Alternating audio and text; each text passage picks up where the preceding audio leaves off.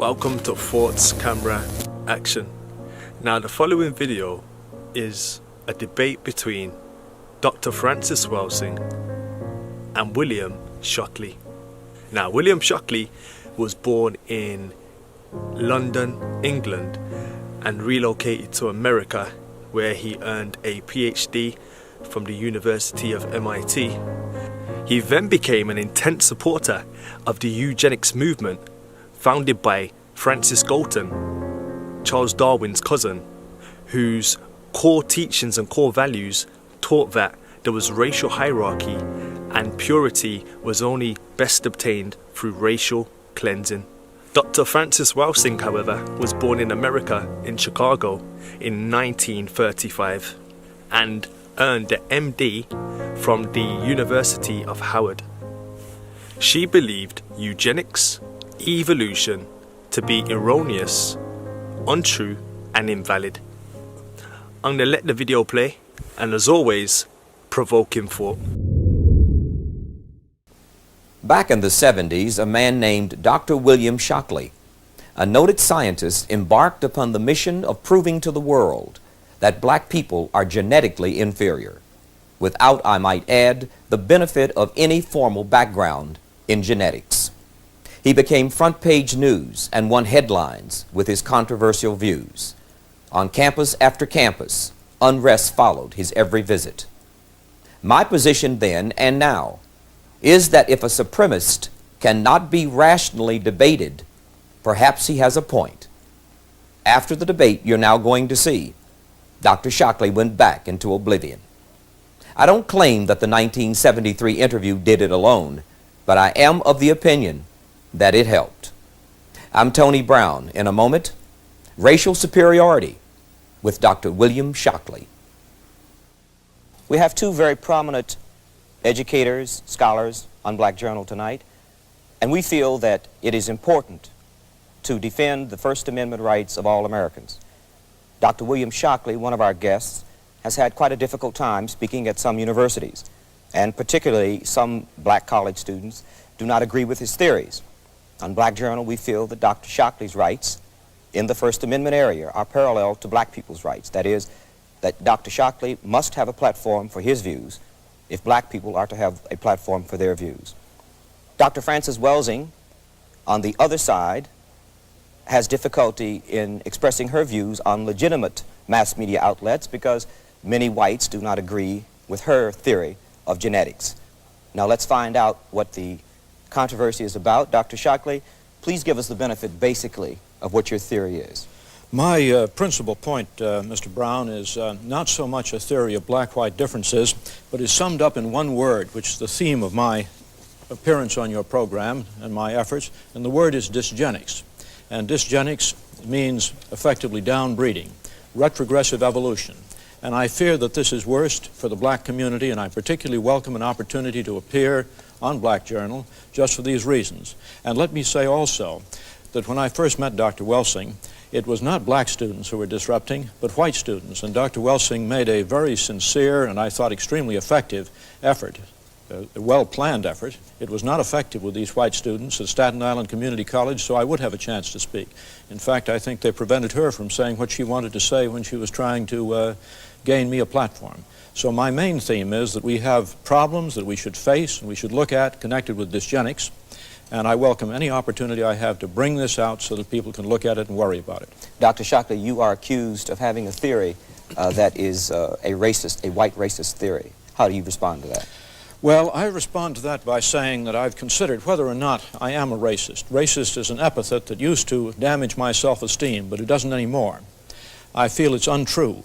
If you look in the dictionary as to what racist means, it means emotional feelings, irrational feelings associated with fear and hate. If I really had those, I don't think I would be here this evening. I feel that what I'm engaged in is a demand for diagnosis, and I'd like to say some more about this chart, which we'll come to probably later, which shows the disproportionate rates of reproduction for the least effective elements of the black community. I'd like to say more about that than we should in just this brief introduction. But I think there is another word that better describes what I'm involved in, and that word is raceology, which means a scientific analysis of racial differences. And basically, I have a faith that reason is a good thing, and I feel as you do about the First Amendment, but maybe with a slightly different emphasis. I think the really important thing about the First Amendment is it is a way of guaranteeing a high likelihood that truth will emerge as a result of conflicting ideas being expressed, and I have a thesis and a basic belief that truth is a good thing and will be of benefit to man. Thank you. Dr. Frances Welsing, give us the benefit of your theory, please. Well, my theory was, I wrote the paper in 1969. I wrote a paper called The Crest Theory of Color Confrontation and Racism. And the sole reason behind writing that paper was an attempt to understand the behavior of white people in relationship to all people of color, every place in the world, black, brown, red, and yellow people.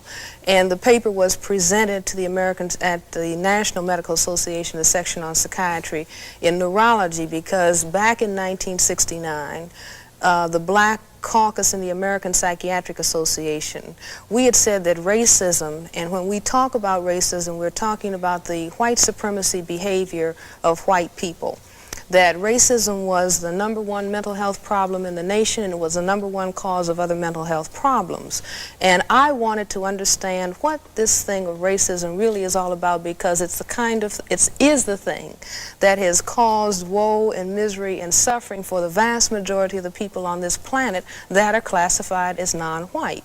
And in my attempt to understand why the necessity of white people to keep saying that white is superior and that the condition of non-white is inferior, and the more I thought about it, in conjunction with an idea that a friend of mine had, that racism was a worldwide behavioral system for the maintenance of white supremacy by a small minority of people, I put those ideas together with what we know about genetics, what we know about the condition of skin whiteness itself.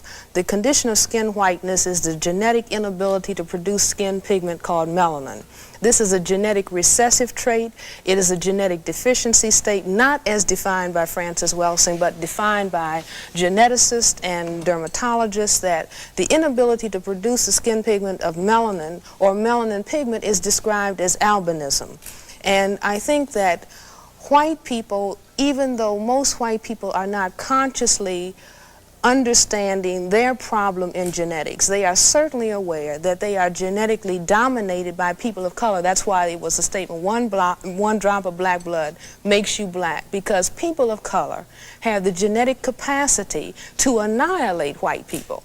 And so unless white people control the reproductivity of people of color, then we can postulate that perhaps one day there won't be any white people. And I think that the very survival of white people necessitates that they project genetic inferiority on people of color, because it is they who really are aware that they are genetic recessive and perhaps genetically inferior to people of color. And I am not saying this to call the condition of skin whiteness to say, well, no, white people are inferior. I'm not saying it for that purpose, but I think that it is of prime importance for the majority of people in the world to understand why it is that white people have to, the effective majority, large numbers of white people, have to move in a hostile and an aggressive way against people of color, and have to constantly focus on it's you who's genetically inferior, because they realize that there's something wrong with their genetic status. Now, may I take a call? Oh, sure, all please. Right. Let me,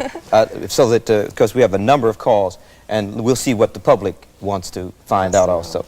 Just 1 second. Hello, go ahead, please. You're on Black Journal. Yes, thank you. I would like to ask the question, why does the doctor feel that his theory, Dr. Shockley, why did you feel that your theory is correct? Well, let me say that's a long question. Let me point out one aspect. I mean, it's a question that calls for a very long answer. I think I might just at this point say that in a time like 1 hour, we may expose a problem and encourage thinking about it, and this is a very valuable thing. But to cover either Dr. Welsing's views or mine, and let me say here are, just to show that these things exist, is a pamphlet that she was good enough to give me some time ago. This one's upside down. Well, that one's upside down. Yeah, Thank you. Right. And this is one of my own. It's actually a collection of a debate. The imperatives of ethnic education is yours. This is the issue of the journal. Mine was, the title of my paper is somewhat different from this, but I want to say that speaking for myself, if people would like to write to me at Stanford University, I have a post box there, Post Box S, which is the same as Shockley and Stanford. I will try to supply more information, and I'm sure Dr. Welsing will say what she can do about telling people how to reach her pamphlet. Okay. But now let me say this chart that I held up a moment ago is very important in respect to this question of why I think there may be what proves a basic difference. But I'm going to say that if there were not a basic difference in intellectual capacity in the past, there probably will be a basic difference between black and white intellectual capacity in the future, simply because of the reproduction patterns. And these are Census Bureau data, and this is the most threatening aspect. And what it indicates is that for the black women of the lowest intellectual social class, which are rural farm women, generally the education is least, the average number of children is 5.4. For women with college degrees, it's 1.9. And so this is definitely unfavorable. It is reproducing far more at the bottom end and not enough to keep even at the top end. Dr. Shockley, can for you whites, explain? let me just finish this. For whites, the numbers are also in this direction, but nowhere nearly as severe. Dr. Shockley, I think that in all fairness, you should explain to the audience why it is that you have, first of all, you have a very large segment of the black population who are on farms, who are deprived in cities. Why don't you explain at the time that you're showing this, who is keeping black people in a situation like they're in? I mean, it could be, you could turn it around the other way, where you could have very large numbers of black people who are exposed to educational opportunities like white people, who are exposed to housing, who are exposed to health facilities. Why don't you explain that at the same time that you put figures like that? I'm sure you would explain it, no, but Dr. I think Welsing, it's important but in one must say first things first. And you've raised the basic question there, and that is whether the disadvantages are primarily a lack of opportunity or whether they are primarily a basic genetic difference. And let me mention one thing, which is that in certain areas there is no doubt about black superiority. Blacks are superior in visual acuity, and they're superior in a systematic way. Now, I don't expect that people will understand the details of this, but I simply want to show that quantitative work can be done. This happens to be a research job of my own, and what it shows, because these points that you see here lie on a line which is not the central line, but they lie systematically on a line, what it says is that so far as visual acuity is concerned, blacks are systematically better than whites.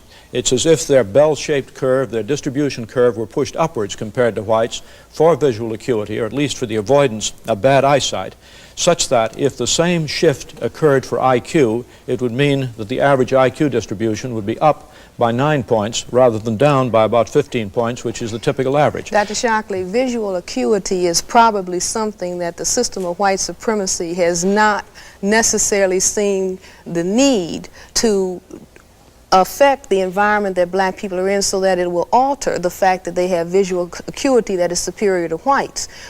The fact of visual acuity is not attacked in the same way as educational opportunity and job performance is attacked. And I think that it's evidence for a genetic difference, in my you see what I'm saying? There might be many, many more genetic differences where people of color appear superior. If I may, we have a number of people, and we'd like to get to as many as possible. If you could make your answers as, not to compromise your explanation, but if you could make your answers as succinct, I would appreciate it, because we would like to involve the public as much as we can. One moment, please.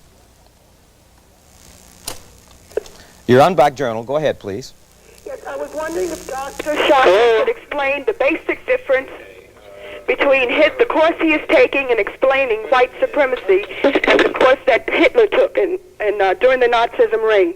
Thank you. Well, there are enormous differences. In fact, the lesson to be learned from Nazi history is frequently very misunderstood. And it is a lesson which Mr. Brown has told us about earlier. It's the First Amendment. It's not that eugenics is intolerable. Actually, the eugenic programs, which are the opposite of dysgenics, eugenic programs are not inconceivable, they're not inhumane. Denmark has been carrying out programs with strong eugenic implications for maybe 30 years. And it's important to note that since World War II, Denmark's per capita homicide rate dropped and is now approximately 1/20th. That is, the number of deaths of probability being killed in a year by a violent homicide is roughly, the order of 100 times less for young Danes than it is for young American blacks. Can I? Now, but the lesson, let me say what the lesson of Nazi history we have in this country, and it will protect us. It's just the thing that makes this program possible.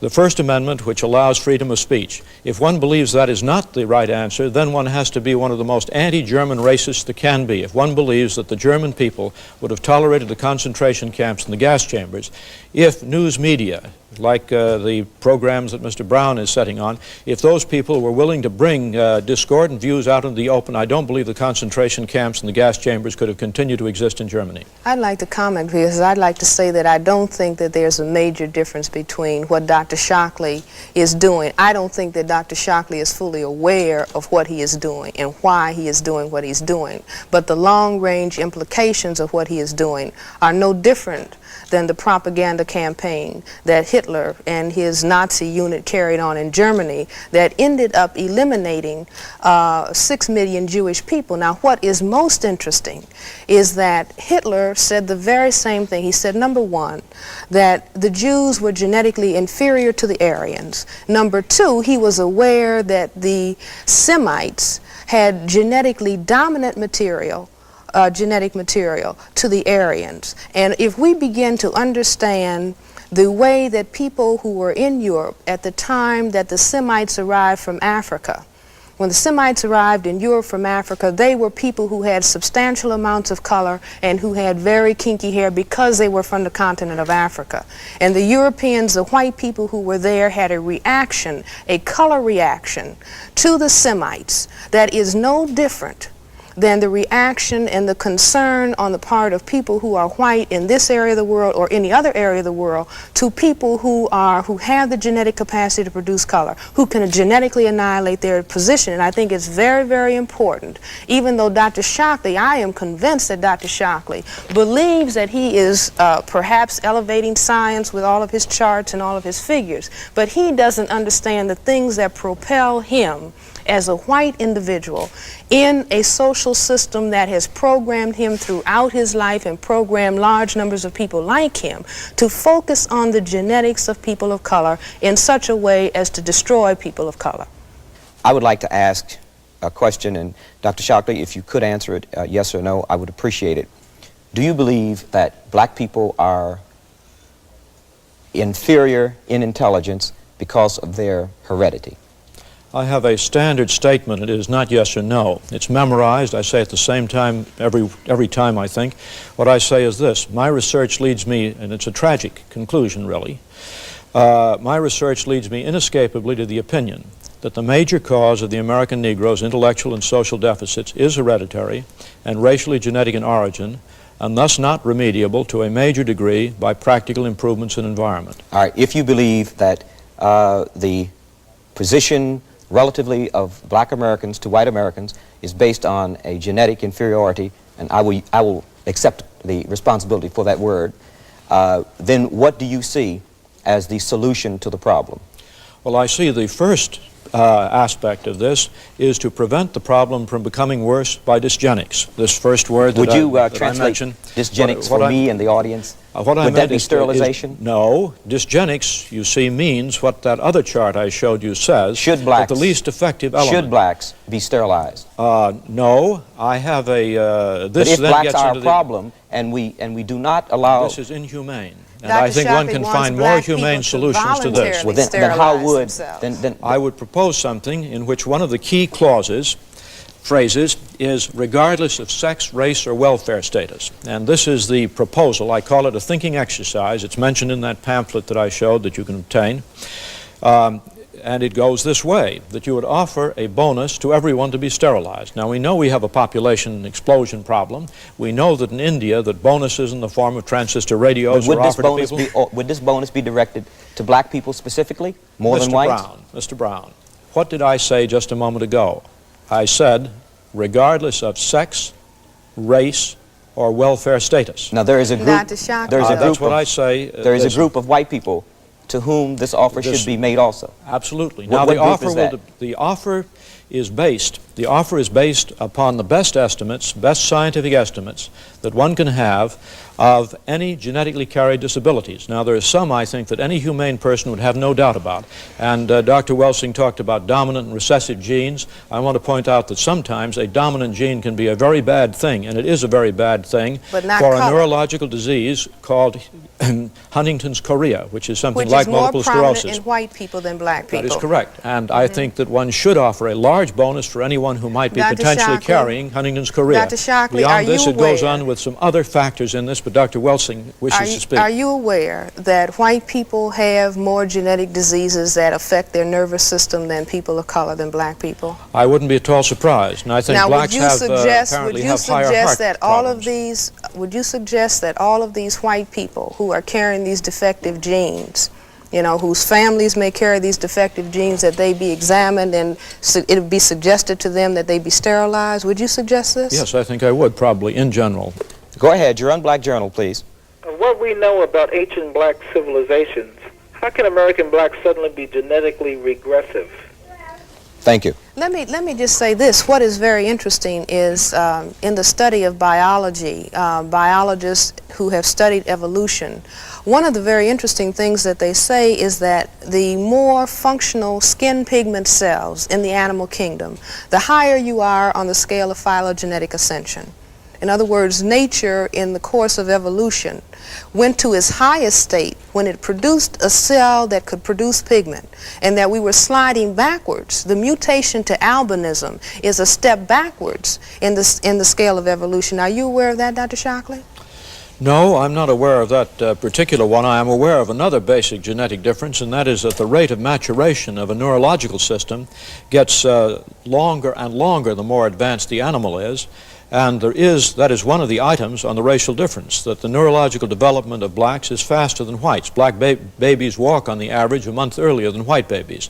And the period of black gestation... people are much more creative also than white. Dr. Wells, Shockley, correct me if I'm incorrect. Didn't the Giselle schedule, which tested the intelligence of children, make a correlative between intelligence and walking early? Yes. And I would think it probably would have been negative. No, it was not. It was positive. Well, the motor skills on the Giselle schedule indicated that earlier precocious walking children, there was a correlation between that and high intelligence. This may be true. It might be true within a group. I'm not sure of that. Well, maybe I know that there is a correlation in terms of things earlier than walking. At the 6-month stage, Nancy Bailey at Berkeley has established that white children who come from the most advanced families and who later, when they become older, are out at the top.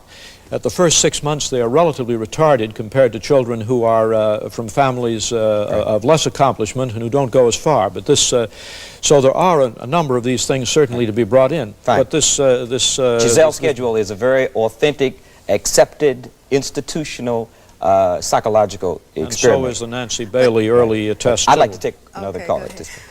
You're on Black Journal. Go ahead, please. Hello. This question is addressed to Dr. Welsing. First, I would like to say that Mr. Brown and Dr. Welsing disprove immediately Dr. Shockley's concept, because here we have two highly intelligent, gifted people.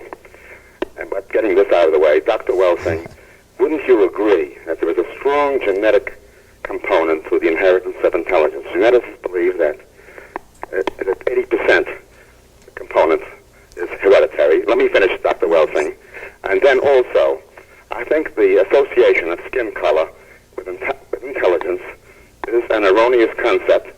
And I want your views on this. Isn't it true that the historic fate of black people, the tragic deprivation, the conditions under which they were raised, any people raised under these conditions would have an hereditary, evolutionary background, which could lead to poor capacity to generalize, to conceptualize, to be creative in the form field of ideas, and develop other excellent attributes. Now, this is not a racist idea. This could happen to any group who has a tragic history of the black people. Thank you. No, I do not feel that there's any evidence to suggest that 80% of the ability to come to terms with your environment, that has to do with heredity. I think that much of it has to do with the environmental opportunity that the genetic material is exposed to.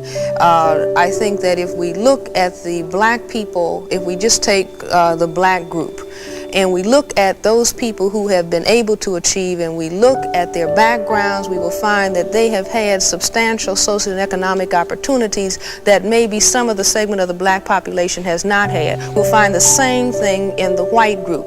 Those white people who have been socioeconomically deprived and at the bottom of the economic scale for whites, that these people are not performing in the same way that people who have extended socioeconomic opportunity. One of the very interesting things is that white women are now talking about women's liberation, and they are looking at their performance relative to white men, and they are saying, and all of the spokesmen for white women, and men and women are also saying, that the reason that the white woman has less confidence in her performance and is not performing as well, relatively speaking, as the white male has been the attitudes within the white family as to the role of the woman versus the role of the man. Now, what is interesting is that when white people are looking at the difference in the performance of the white woman and the white man on IQ tests, they can account for that on the basis of environmental influences. However, when they shift over into looking at whites relative to people of color, somehow they want to drop that understanding and that awareness. It's been interesting, to say the least. I'm happy you had your say, Dr. Shockley, and Dr. Welsing. I'm happy you had yours, and thank you for being on Black Journal.